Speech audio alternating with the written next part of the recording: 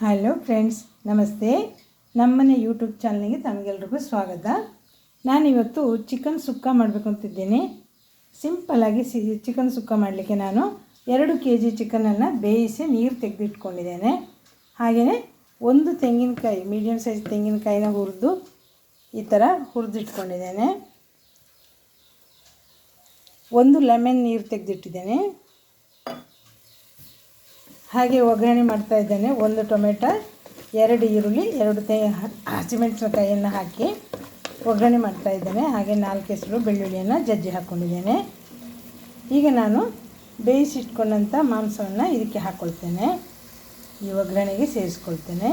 ನಾನು ಕೊಬ್ಬರಿ ಎಣ್ಣೆಯಲ್ಲಿ ಮಾಡಿದ್ದೇನೆ. ಯಾವುದೇ ಅಡುಗೆ ಎಣ್ಣೆಯಲ್ಲಿ ಒಗ್ಗರಣೆ ಮಾಡ್ಬೋದು.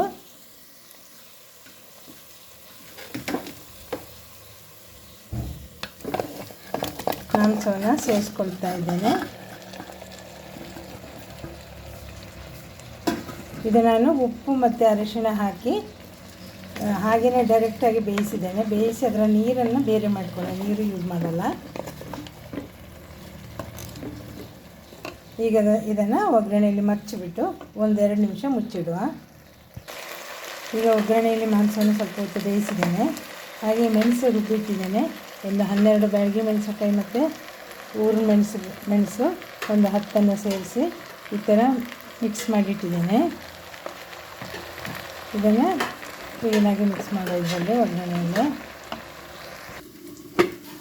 ಈಗ ನೋಡಿ, ಮೆಣಸಲ್ಲೇ ಮಾಂಸ ಬೆಂದಿದೆ. ಬೆಂದಿರೋ ಮಾಂಸವೇ ನಾನು ಮಿಕ್ಸ್ ಮಾಡಿ ಮತ್ತೆ 5 ನಿಮಿಷ ಬೇಯಿಸಿದ್ದೇನೆ.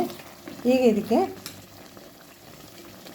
ನಿಂಬೆಹಣ್ಣಿನ ರಸವನ್ನು ಸ್ವಲ್ಪ ತೆಗೆದಿಟ್ಟಿದ್ದೇನೆ. 1-2 ಸ್ಪೂನಷ್ಟು ಹಾಕೊಳ್ತಾ ಇದ್ದೇನೆ.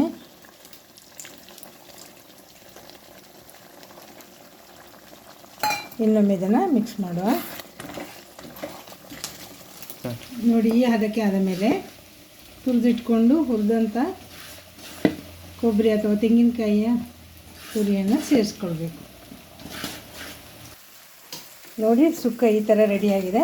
ಈಗ ನಾನು ಇದಕ್ಕೆ 1 ಚಕ್ಕೆ, 1 ಪೀಸ್ ಚಕ್ಕೆ, 4 ಸ್ಪೂನು ಕೊತ್ತಂಬರಿ ಬೀಜ, ಅರ್ಧ ಸ್ಪೂನು ಜೀರಿಗೆ, 4 ಮೆಂತ್ಯಕಾಳು, ಹಾಗೆ 4 ಲವಂಗವನ್ನು ಹಾಕಿ ಹುರಿದು ಬಿಟ್ಟು ಪುಡಿ ಮಾಡಿ ಇಟ್ಕೊಂಡಿದ್ದೇನೆ. ಈ ಪೌಡ್ರನ್ನು ಇದಕ್ಕೆ ಸೇರಿಸ್ಕೊಳ್ತಾ ಇದ್ದೇನೆ.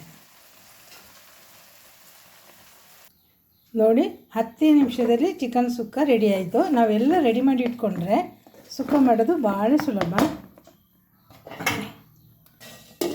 ಈಗ ನಾನು ಇದನ್ನು ಸರ್ವಿಂಗ್ ಪ್ಲೇಟಿಗೆ ಹಾಕ್ಕೊಳ್ತೇನೆ. ನೋಡಿ, ಸರ್ವಿಂಗ್ ಬೌಲಿಗೆ ಹಾಕ್ಕೊಂಡಿದ್ದೇನೆ ಸುಕ್ಕವನ್ನು.